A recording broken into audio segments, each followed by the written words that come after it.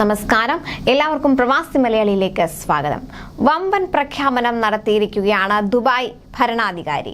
1000-ലേറെ സുരക്ഷാ ഉദ്യോഗസ്ഥർക്ക് സ്ഥാനക്കയറ്റം നൽകിക്കൊണ്ട് UAE വൈസ് പ്രസിഡന്റും പ്രധാനമന്ത്രിയും ദുബായ് ഭരണാധികാരിയുമായ Sheikh Mohammed Rashid Al Maktoum സുരക്ഷയും സമാധാനവും ഉറപ്പാക്കുന്നതിനും എല്ലാവർക്കും ഉയർന്ന തലത്തിൽ സേവനങ്ങൾ നൽകിയതിനുമുള്ള പരിശ്രമങ്ങൾക്ക് അംഗീകാരമായാണിത്. 6802 സുരക്ഷാ ഉദ്യോഗസ്ഥർക്കാണ് സ്ഥാനക്കയറ്റം പ്രഖ്യാപിച്ചിരിക്കുന്നത്.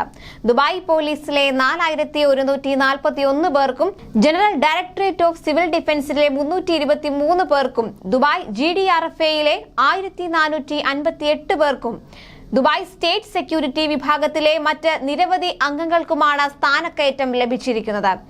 ഈ അംഗീകാരത്തിന് ഷെയ്ഖ് മുഹമ്മദിന് നന്ദി അറിയിക്കുന്നതായി പോലീസ് ആൻഡ് ജനറൽ സെക്യൂരിറ്റി വിഭാഗം deputy chairman lieutenant general Dhahi Khalfan Tamim പറഞ്ഞു. അതേസമയം എമിറാത്തി വനിതാ ദിനത്തിന്റെ മുന്നോടിയായി രാജ്യത്തെ സ്ത്രീകളുടെ നേട്ടങ്ങളെ ഷെയ്ഖ് മുഹമ്മദ് പ്രശംസിച്ചിരുന്നു. ഇന്നാണ് രാജ്യം എമിറാത്തി വനിതാ ദിനം ആചരിക്കുന്നത്.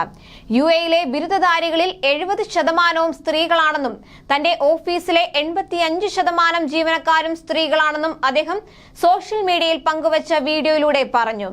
മികച്ച ഭാവിയുള്ള വിദ്യാഭ്യാസത്തിനും വിജ്ഞാനത്തിനും വേണ്ടി അർപ്പണബോധമുള്ളവരാണ് സ്ത്രീകൾ. അവരിൽ വലിയ പ്രതീക്ഷയാണ് ഉള്ളതെന്നും Sheikh Mohammed bin Rashid Al Maktoum പറഞ്ഞു. സ്ത്രീകൾ രാജ്യത്തിന്റെ ആത്മാവാണെന്നും അദ്ദേഹം വിശേഷിപ്പിച്ചു. വിദ്യാഭ്യാസത്തിനും വിജ്ഞാനത്തിനും വേണ്ടി അർപ്പണബോധമുള്ളവരാണ്. 2015 മുതലാണ് ഓഗസ്റ്റ് 28 എമിറാത്തി വനിതാ ദിനമായി ആചരിച്ചു തുടങ്ങിയത്.